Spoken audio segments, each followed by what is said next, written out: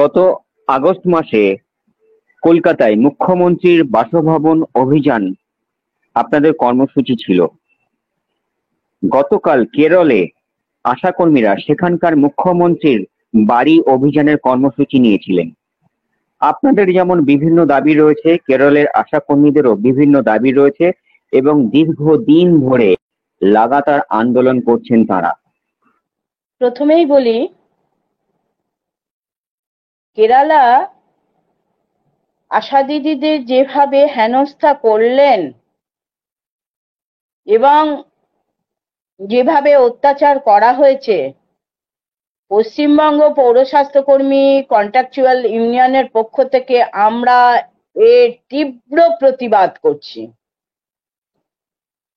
কেরালা শুনছি যে ওখানে নাকি এরপর আর বিপিএল বলে কিছু থাকবে না, সবাই অবস্থা সম্পন্ন। সবাই যদি অবস্থা সম্পন্ন হয়, আশা দিদিদের 21,000 টাকা বেতন যেটা ওরা চাইছে সেটা কেন করে দেওয়া হলো না? আমার এই রাজ্যে যারা আছেন, কেরলে যারা আছেন, এই রাজ্যের যারা আছেন, আমি তাদের কাছেও জানতে চাইছি, তারা তো এই রাজ্যে আমরা যে 26,000 টাকা দাবি রাখছি বা আমরা যে আশা কর্মীরা যেসব দাবিগুলো রাখছি তারা সেগুলোকে সমর্থন করছেন। ওখানে ওনারা শাসকের ভূমিকায় আছেন, ওনারা কেন আশা কর্মীদের দাবি মানছেন না? গত 22শে আগস্ট আমরা একটা বৃহত্তর আন্দোলন নামিয়েছিলাম, মাননীয় মুখ্যমন্ত্রীর বাড়ি যাওয়ার কর্মসূচি ছিল। সেখানে ওনারা আমাদেরকে ডাকলেন, ডেকে একটা ডেপুটেশন কপি নেওয়া হলো, সেটাও সেই অনেক ধানাই ফানাই করে এই ডেপুটেশন কপি নিয়ে আমাদেরকে জানানো হবে বলেছিল, কিন্তু সেটা আজ পর্যন্ত জানায়নি। আপনি হয়তো দেখতে পাচ্ছেন বিভিন্ন জায়গায়, কিন্তু যেখানে এই কথাগুলো উঠে আসছে আমি সেখানে লিখছি। আমরা পশ্চিমবঙ্গ পৌর স্বাস্থ্যকর্মী ইউনিয়নের পক্ষ থেকে আমরা লিখছি যে মাননীয় মুখ্যমন্ত্রী কি আমাদের বিষয়টা জানেন না? আমরাও তো চিঠি করে এসেছিলাম, আমরাও তো চাইছি এই দুর্মূল্যের বাজারে আমাদের বেতনটা বৃদ্ধি করা হোক। কেরল যেভাবে দাবি করছে, আন্দোলন চালিয়ে যাচ্ছে, আমরাও চাই আমাদের আন্দোলন দাবি এরপর আমাদের শুরু করতেই হবে। আমরা সময় দিয়েছিলাম 1 মাস, সেটা 2 মাস হতে চললো। স্বাস্থ্যকর্মীরা কাজ করবে, স্বাস্থ্যকর্মীরা দূর দূরান্তে যাবে, পাহাড়ে যাবে, কষ্ট করে নদী নালা পার হবে, সেই সব ছবি প্রকাশ হবে, কিন্তু মানে কেউ না কেন্দ্র না রাজ্য কেউ বেতন বাড়ুক সেটা একবারও বলছেন না। আমরা সেটা সব সময় দাবি রাখছি, কিন্তু তারা মানতে চাইছে না। আমরাও এরপর বৃহত্তর আন্দোলনের জন্য প্রস্তুত হচ্ছি।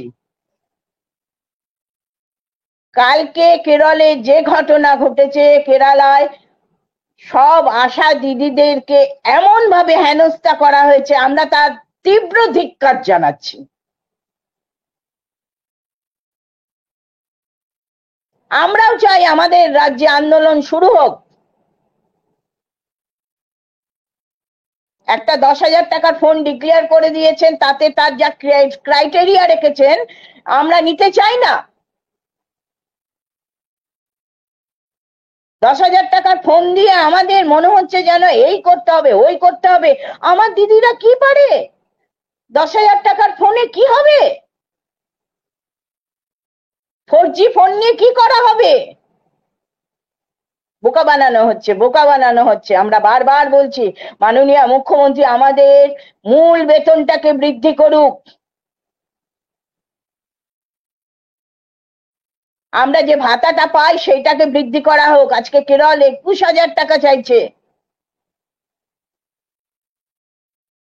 আমাদেরও সংসার চলছে না, উনি খোঁজ নিয়ে দেখুন। দিদিরা বড্ড অসহায়। আমাদের এই মুহূর্তে আমরা 5,250 টাকা পাই, 5,250, আর তার সঙ্গে যদি ইনসেন্টিভ লাগু করা হয় সেই ইনসেনটিভ ছলে ছুতে কেটে নেওয়া হয় এবং সব সময় 3 মাস 4 মাস বাকি থেকে যায়, আমরা সময় পাই না এবং সে টাকা কোন অংশে কি কেটে নেওয়া হচ্ছে আমরা কিচ্ছু বুঝতে পারি না।